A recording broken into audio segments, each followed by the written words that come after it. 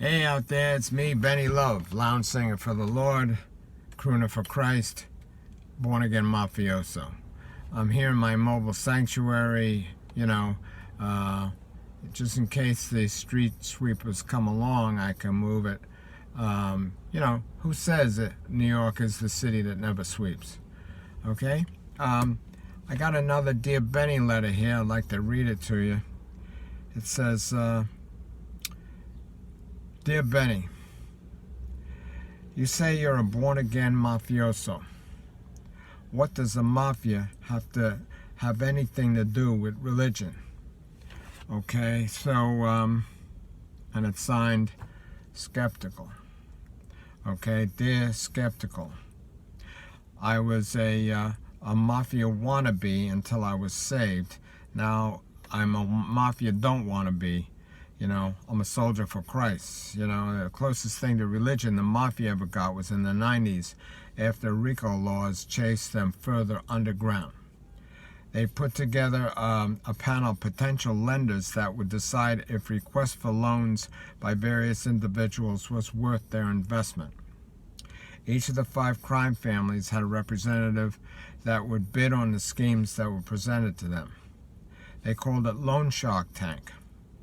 If you slip through the thin ice of incurring debt that you were skating on, you might find yourself in this cesspool of predators. Some of the schemes people came up with were crazy. This one guy, who was actually a pastor of a church and an active alcoholic, came up with the idea of opening a chain of bars that would cater to groups of young adults from various religious sects. He called it Raising the Bar. The Calvinist bar would offer drinks like mint tulip, which was made up of 2 ounces of total depravity thoroughly crushed, a dash of unconditional election, 1/4 ounce of limited atonement, 1 teaspoon of irresistible grace, a pinch of perseverance of the saints, and a twist of fate. Oh, and a couple of mint leaves. Of course, the Baptists would be welcome in this bar because there'd be no dancing, singing, or playing cards.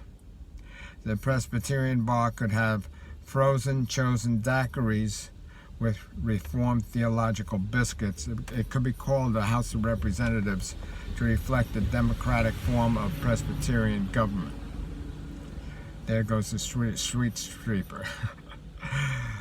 That's to distinguish them from the Catholics, who are known for a more authoritarian hierarchy. The Catholic bar could serve wine in a chalice and have little wafers as bar snacks. If you're in a state of sin, you can have a vino colada or a nice tall stein of mortal sins, light or dark. Don't ask for a Bloody Mary, it's considered sacrilegious. The Lutherans, of course, would relish their Martini Luther. The Assemblies of God would specialize in a drink called the Pentecostal, which is absolute truth, straight up, but you need people to spot you in case you're slain in the spirits. The Wesleyans would have their Wesley Sour. The Mormon bar would feature a Mormon dating game where each man would go from table to table and meet 5 women at a table. If he liked all the women at his table, he could take them all out at once. Of course, you couldn't do that with the Jehovah's Witnesses because they would go straight to your house to meet you. The Jews would have a Jews bar, and don't ask for any type of wine at the Muslim bar, especially Zinfandel. Needless to say, this idea didn't engender too much interest among the crime families. In fact, the guy who came up with the idea wound up getting run over by a Mr. Softy truck. So that's all I got for today. Be safe, be healthy, and don't kill nobody.